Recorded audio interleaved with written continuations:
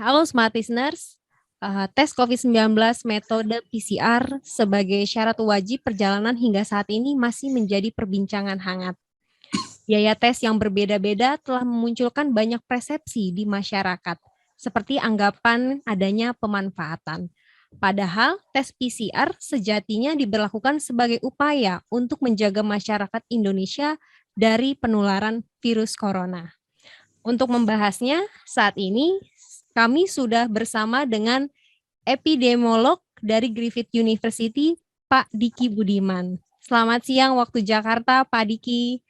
Selamat sore, menjelang sore waktu Australia. Australia. Salam sehat, Pak Diki. Salam sehat. Assalamualaikum.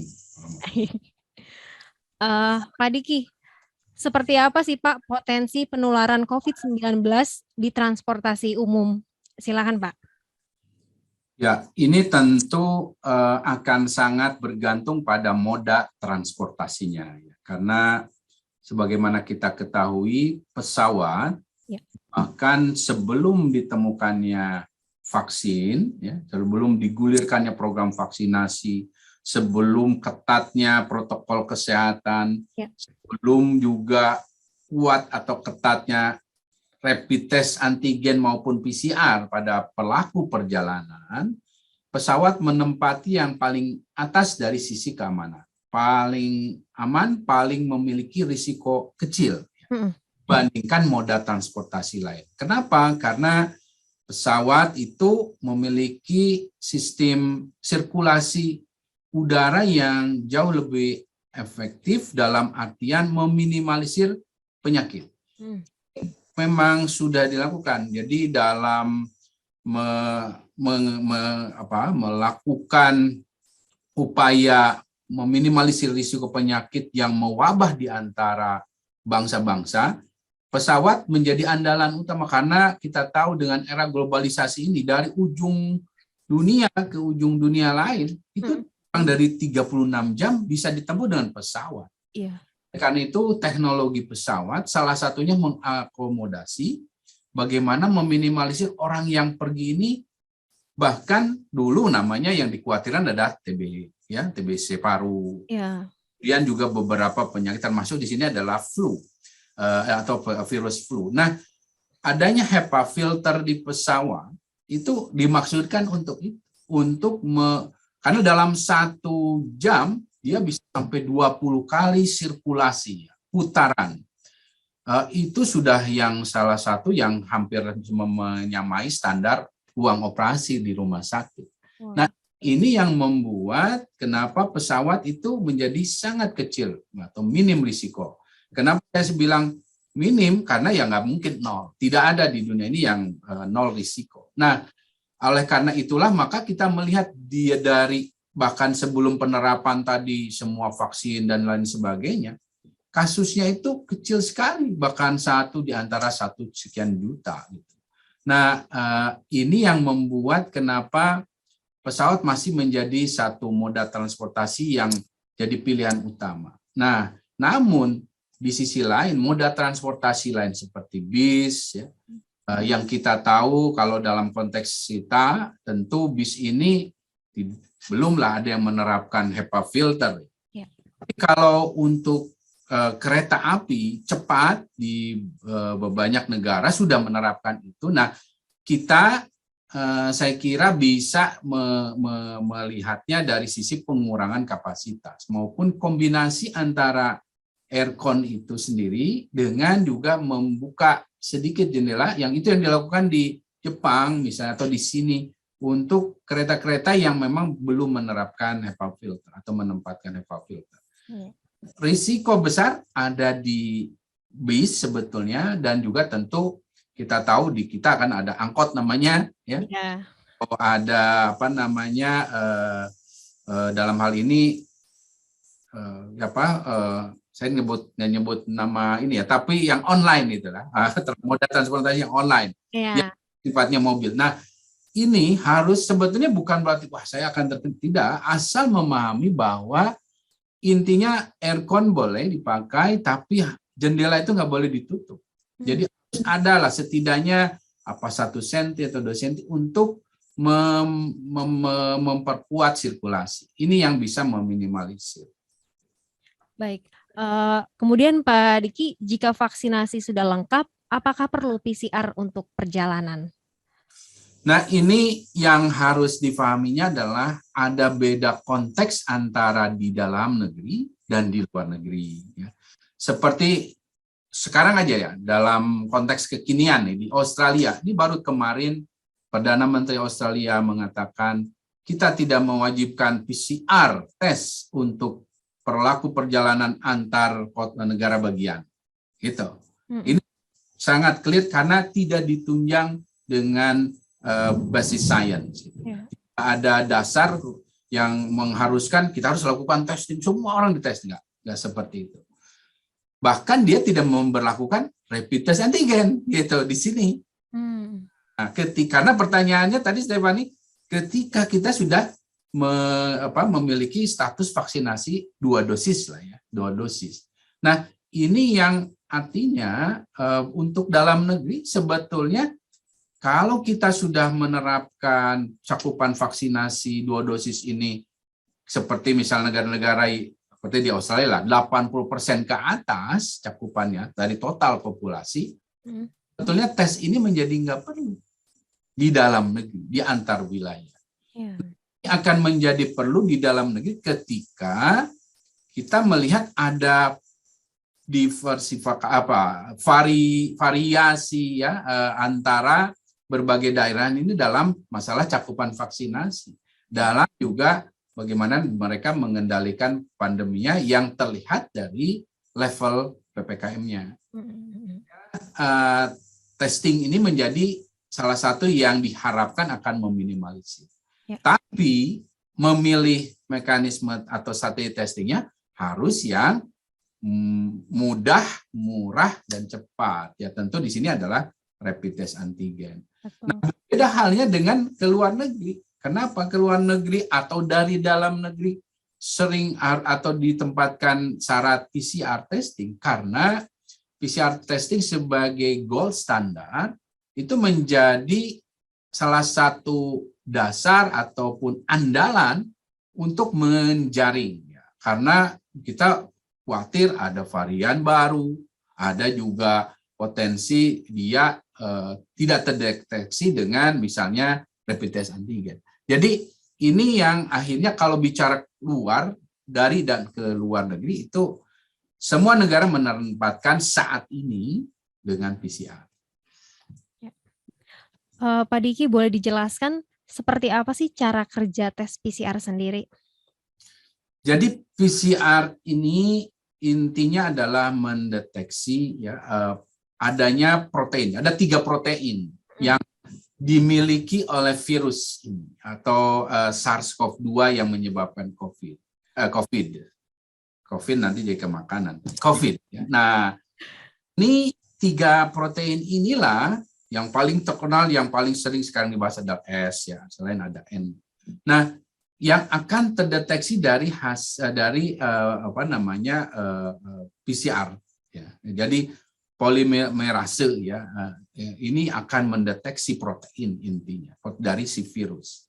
Nah, artinya karena ada 3 ya sebetulnya mesin PCR ini ada juga 3 jenis gitu, yang ada yang mendeteksi ketiganya itu. Nah, ini yang artinya memberi kita lebih banyak diversifikasi dalam artian kemampuan deteksi ini. Nah, namun yang harus diketahui juga karena dia ini relatif sensitif ya dalam artian mendeteksi keberadaan SARS-CoV-2 ini, maka bisa jadi deteksi ini bahkan bisa dia masih lakukan ketika orang itu sudah sembuh. Yeah. Ketika dia itu misalnya karena di saluran atas pernafasan atas kita ini kadang-kadang masih ada pecahan-pecahannya lah ya, virus masih ada. Dan itu yang akhirnya dia bisa mendeteksi. Tapi tentu, nah orang sering mendengar, oh apa itu CT ya, cycle ininya. Jadi putarannya. Jadi begitu mesin ini bekerja, ya, dan kita harus tahu bahwa tahapan mesin ini bekerja itu tidak bisa dibayangkan, artinya nggak akan efek, bukan sederhana seperti sudah dicolok-colok terus langsung ke mesin, nggak seperti itu. Tahapan yang memang memerlukan skill manusia, ya, dalam hal ini tenaga lab, ya, bisa dokter patologi klinik atau dokter mikrobiologi yang akan mengekstraksi, ya, si sampel ini dan masuk ke si mesin PCR. Semakin setia, ya, dari putarannya dia itu kalau baru 4 putaran, 5 putaran, dia sudah bisa mendeteksi, berarti banyak virusnya. Gitu. Tapi kalau sudah 10 belum terus 20 terus 30-an baru terdeteksi, ya berarti virusnya tidak terlalu banyak. Inilah akan ada sebetulnya perbedaan di beberapa negara untuk menentukan kapan dia menentukan si A ini, pasien ini positif COVID, yaitu misalnya dengan menentukan, oh kalau setelah putaran 20 dia positif untuk negara A misalnya. Negara B ya 30. Nah ini tentu akan jadi perbedaan. Nah inilah yang dulu kita bisa melihat ketika China juga merubah definisinya, ketika dia turunkan ya tambah banyak. Nah itu kurang lebih cara bekerja dari PCR ini. Namun Pak Diki, informasinya kalau Omikron itu kit deteksinya berbeda ya Pak? Bagaimana Pak? Ya, karena adanya mutasi dari varian Omikron ini yang salah satunya membuat dia terutama di gen S-nya ini tidak bisa dideteksi, maka salah satu kiat yang direkomendasikan Badan Kesehatan Dunia atau WHO adalah menggunakan biomarker tersendiri khusus untuk PCR ini. Jadi ada reagennya sendiri gitu, untuk supaya si mesin PCR ini juga bisa berfungsi sebagai namanya proxy method untuk secara dini kira-kira ini kayaknya Omikron. Karena dia bisa melihat ketika gen S-nya yang tadi itu nggak terdeteksi. Nah, ini yang akan menjadi dasar kalau di negara-negara Afrika akhirnya sudah mengkategorikan sebagai dia kasus Omikron. Omikron ini memang tidak bisa dideteksi, tapi dengan tidak bisa dideteksi S-nya itu bahkan menjadi satu dalam tanda kutip berkah, karena kalau nggak bisa dideteksi berarti ini Omikron. Kalau bisa dideteksi berarti ini Delta gitu. Karena kan dunia termasuk di Indonesia ini dominannya adalah Delta varian yang gen S-nya tuh bisa dideteksi oleh PCR. Nah, ketika Omikron lahir, ini gen S-nya nggak bisa dideteksi oleh PCR, sehingga kondisi inilah yang akhirnya menjadi tadi proxy method. Oke, kalau nggak bisa dideteksi, ya berarti Omikron. Walaupun sebetulnya ini bukan harus 100%, tapi setidaknya 90% ke atas. Kemudian Pak, ke depannya ini seperti apa Pak tes PCR? Apakah masih akan perlu terus dipergunakan? Tentu akan harus sangat perlu dipergunakan karena PCR ini kan gold standar ya untuk konfirmasi. Tapi saya harus sampaikan dan ingatkan pada semua pihak, yang mau pemerintah, mau masyarakat, mau tenaga profesional, bahwa ya sebagai dokter, ya saya kan dokter juga ya, saya dokter ini.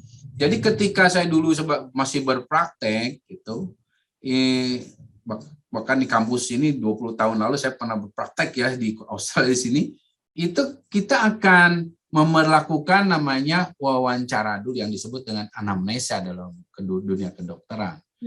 Anamnesa ini untuk mengetahui ini dia usianya, jadi tahu lansia bukan, nah, itu kan. Kemudian tinggalnya, dia tinggal banyak kasus atau tidak.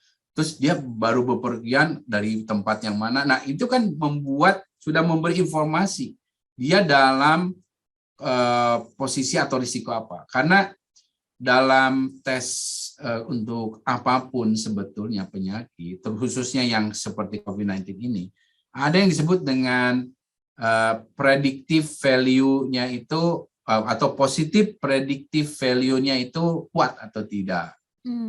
Negatif predictive value-nya kuat atau tidak. Jadi kalau dia itu lansia, di anamnesia, terus ada keluhan, udah demam, udah pilek, ada nyeri tenggorokan, ada hilang penciuman, ya. Kemudian diperiksa lagi dengan pemeriksaan fisik, bukan lab, belum lab nih.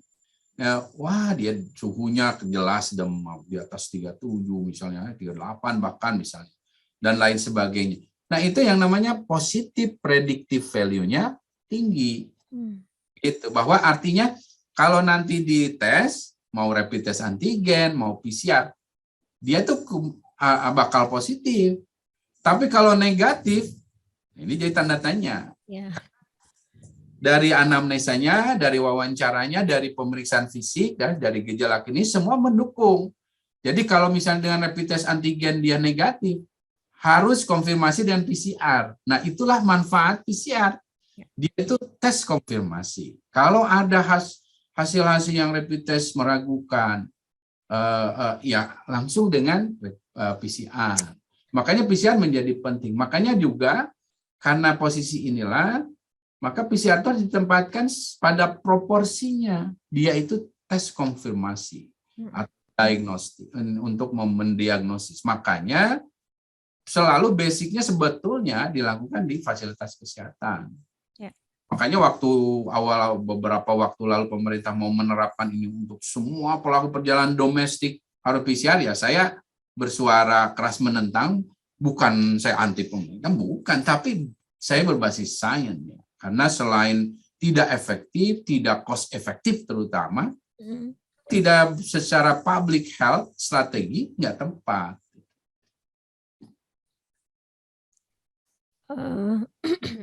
Kemudian Pak Diki, harga PCR ini kan sudah ditentukan oleh pemerintah ya, namun ternyata beredarnya harganya ini malah berbeda-beda. Akhirnya jadi menimbulkan pertanyaan juga di publik nih, yang menduga ada bisnis di baliknya. Apa tanggapan Pak Diki terkait hal ini? Ya, kalau bicara harga pemeriksaan ya dari PCR, kita harus memahaminya bahwa kondisi ini tentu akan ada pengaruh ekonominya, ya, demand ya, dan supply.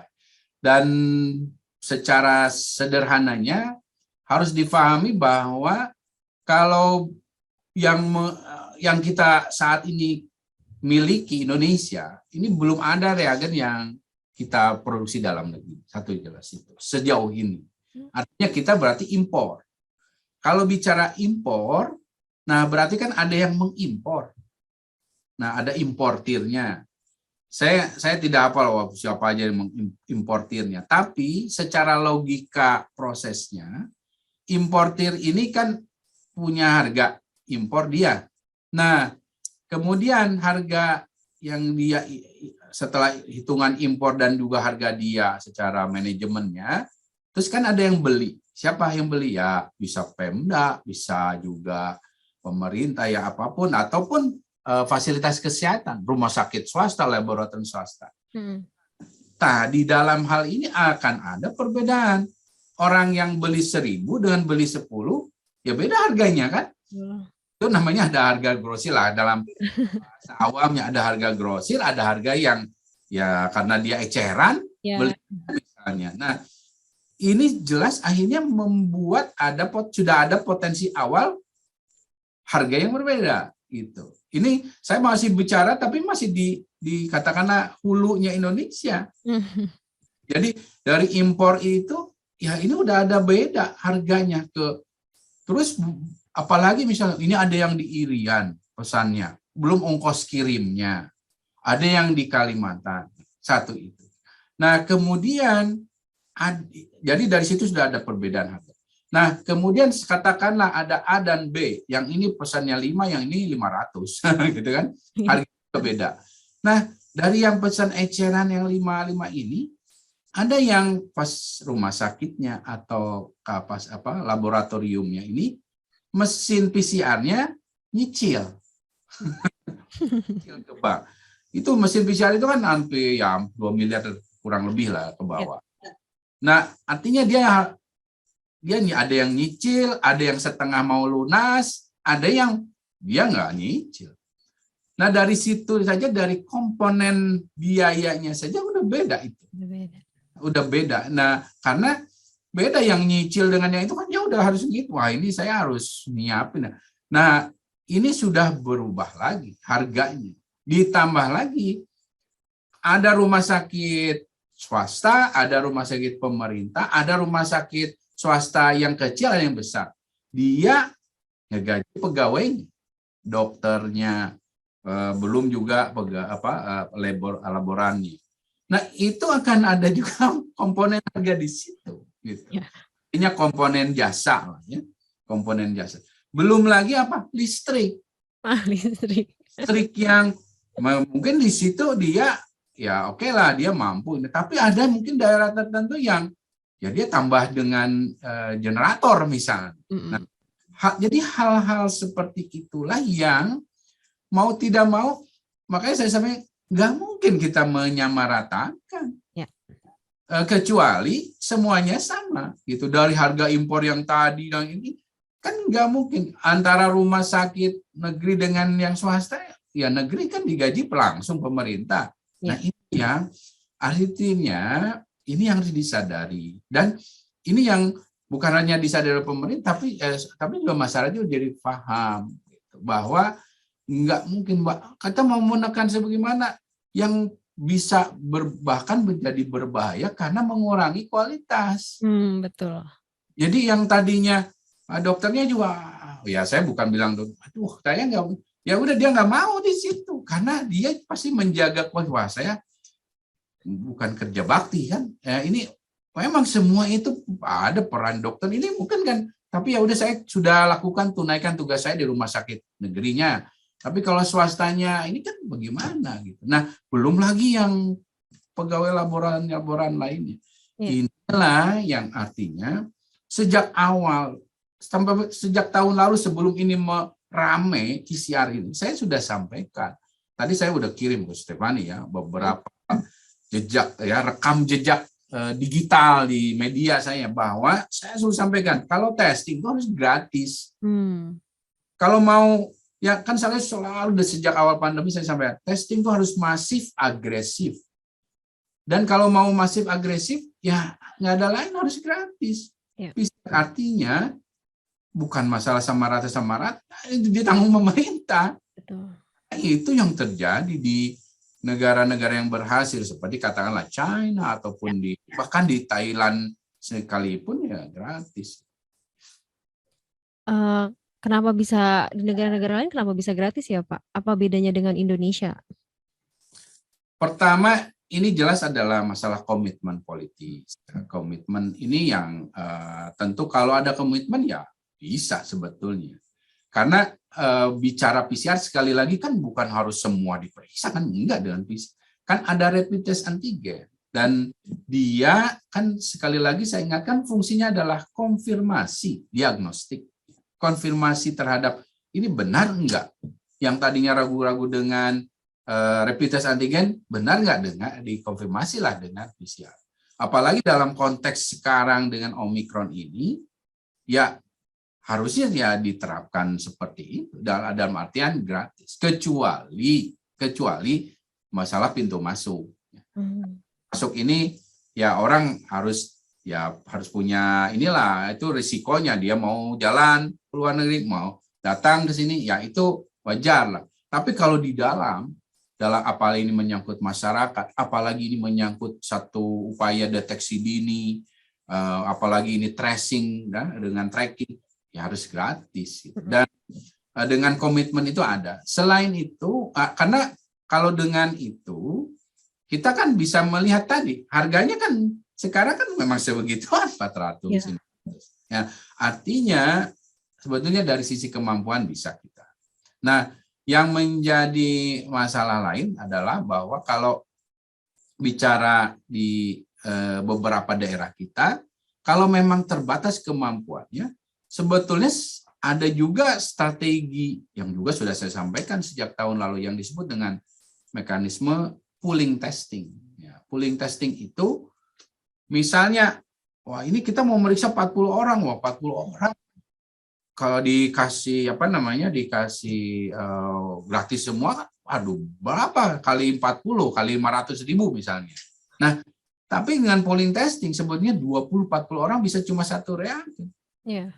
Tapi 40 orang cuma 500.000. 500.000 bagi 40 orang kan pemerintah jadi kecil. Nah, sebetulnya opsi-opsi strateginya ada. Artinya kemana? Ya kembali ke komitmen gitu. Karena kita bukan negara miskin. Indonesia kan G20. Kita juga yang nggak kaya-kaya amat juga nggak. Tapi ada opsi lah, strategi. Dan sains memberi peluang. Apalagi informasinya itu Omikron ini menularnya cepat ya Pak Diki. Seperti apa Pak Diki penjelasannya? Jadi Omikron ini data terakhir menunjukkan bahwa dia setidaknya 2 atau 3 kali. Ya, orang cenderungnya di rata-rata di 3 kali dari Delta dalam kecepatan penularan. Wow. Untuk diketahui jangankan lebih dari Delta, sama saja dengan Delta, itu udah masalah. Masalahnya karena Omikron ini punya kemampuan 3 kali juga lebih dari Delta dalam melakukan reinfeksi. Gitu. Orang yang sudah terinfeksi bisa terinfeksi, termasuk dia menyiasati antibodi. Orang yang sudah divaksinasi juga bisa terinfeksi. Nah, ini yang membuat akhirnya meskipun ya gejalanya ini sama dengan varian lainnya 80% itu mild atau ringan, ya, tapi perlu keringanan yang jauh lebih daripada Delta ataupun Alpha supaya mengurangi potensi dampaknya untuk vaskes dan kematian. Ya. Nah, itu. Dan kemudian perjalanan dari evolusi di Omikron ini, kita melihat dari riset bahwa di saluran nafas ke atas, dia 70 kali lebih efektif dibanding Delta dalam bereplikasi, memperbanyak diri. Jumlah virusnya jauh lebih banyak dibandingkan Delta, dibanding pada saluran nafas atas. Dibanding paru. Ya, di paru, dia 10-20 kali lebih rendah daripada Delta. Sehingga ini yang juga memperkuat memang mayoritas ini belum tidak terlihat parah, gitu. Tidak terlihat saat ini, tapi ya saat ini karena mayoritas penderitanya masih usia dewasa muda dan sudah divaksinasi. Ini juga sebetulnya menjelaskan teori bahwa kecenderungan dari COVID-19 ini akan menjadi endemik, ya, karena seperti hal serupa flu, ya, biasanya dia akan lebih banyak di saluran nafas atas. Nah, artinya saya ingin sampai pengingat lagi bahwa jangan menganggap remeh dengan ini nggak parah, ini gejalanya ringan, tapi dengan kecepatan penularannya saja itu sudah jadi masalah. Karena sekali lagi meskipun 1% yang meninggal tetap sama semua varian, itu 1% case fatality rate-nya. Itu berbeda antara 1% dari 1.000 orang dengan 1% dari 100.000 orang. Gitu kan. Kemudian, wah ini kan nggak parah, ICU-nya nggak ini. Ya berbeda, ini bisa 4, bahkan ada riset mengatakan bisa 10 kali Delta orang sakitnya. Kalau misalnya 10 kali Delta, ya 5% yang masuk ICU-nya jadi bisa banyak juga. Ya. Itu proporsional. Iya, ya. Dan sekarang sudah ada berapa negara Pak Diki yang sudah terkena Omikron ini Pak? Sekarang hampir 100. Wah, sudah 100. Dan bayangkan, ini dicapai hanya dalam waktu kurang dari 1 bulan sejak Omikron ini dideteksi dan dilaporkan. Ya, ya. Bandingkan dengan Delta yang perlu waktu lebih dari 3 bulan untuk mencapai jumlah yang sama. Ini sudah memberi kepada kita pesan bahwa luar biasa cepat dia dan efektif menular. Ya. Dan satu lagi yang harus diketahui, ini terjadi di tengah bahwa dunia ini sudah lebih banyak orang yang divaksinasi, lengkap bahkan dalam konteks Indonesia sudah 50%-an kurang lebih. Dan juga di tengah dominasi Delta varian yang kita tahu begitu hebat dalam memberikan dampak dan juga begitu hebat dan efektif dalam menularkan. Kalau ini ada yang bisa mengalahkan dia, berarti kita nggak bisa main-main gitu. Ya. Kemudian Pak Diki, himbauan untuk masyarakat nih agar supaya tidak terjadi lonjakan Omikron ini. Silakan Pak. Ya, pertama selalu kita pahami bahwa situasi yang terjadi di luar, ya, di belahan manapun di dunia ini, itu adalah situasi yang juga bisa terjadi di Indonesia. Ini sudah kita alami, sudah kita lihat dan buktikan dalam hampir 2 tahun perjalanan pandemi kita. Kita melihat Alpha ketika lahir, atau sebelum Alpha, virus liarnya Wuhan. Ya. Dunia itu di bulan Desember, Januari jadi penonton. Padahal ya saya sampaikan di bulan Oktober 2019 atau 1 bulan sebelum pandemi ini atau COVID atau coronavirus itu muncul, saya itu sempat diundang oleh pemerintah China, bukan saya saja, ada pembicara juga dari Amerika, Eropa, untuk bicara apa? Potensi pandemi. Juli 2019 ada namanya di Guangdong, tempat lahirnya wabah SARS tahun 2002-2003. Saya salah satu pembicara. Salah satu yang mengemuka dalam diskusi itu adalah potensi coronavirus menjadi pandemi. Tapi kita nggak tahu, nggak ada semua yang bisa memprediksi bulan depan tahun ini. Tapi semua melihat dari sisi indikator ini dekat, gitu. Itu keterbatasan sains saat ini masih belum bisa. Ini sebentar lagi. Tapi dekat kita sudah bisa merasakan. Kalau di ini just around the corner kalau orang sini bilang, kayak udah di depan pintu lah. Gitu. Kapan dia masuk itu yang kita belum punya teknologi yang itu. Dan ini yang kita semua pusat-pusat desa sedang meneliti. Dan akhirnya terjadi kan. Dan kembali dunia juga telat, ya, termasuk WHO juga. Pada Januari itu saya sudah termasuk dengan beberapa peneliti dunia lain, kita membuat semacam masukan ke WHO bahwa ini udah memenuhi definisi kriteria sebagai pandemi. Harus segera untuk mencegah, karena kita melihat khawatir sekali, termasuk Indonesia saat itu. Jadi penonton merasa, enggak, itu kita segala macam lah. Saya nggak mau mengulang cerita awal itu ya. Nah, ini harus jadi pembelajaran. Kemudian berikutnya Alpha meledak. Kita masih, saya ingat betul ketika Desember, saya kirim juga lah ke Stefani, bagaimana saya di beberapa media mengingatkan ini ya, mobilitas ini akan jadi potensi gelombang pertama kita. Dan bahkan sebelum gelombang pertama ada, saya udah prediksikan kita bisa mengalami 3 gelombang ya. Nah, semua itu bukan masalah. Soalnya gini Stefani, ada pemirsa salah satu radio dan media TV yang bilang, saya kayak dukun ya. Saya bukan dukun.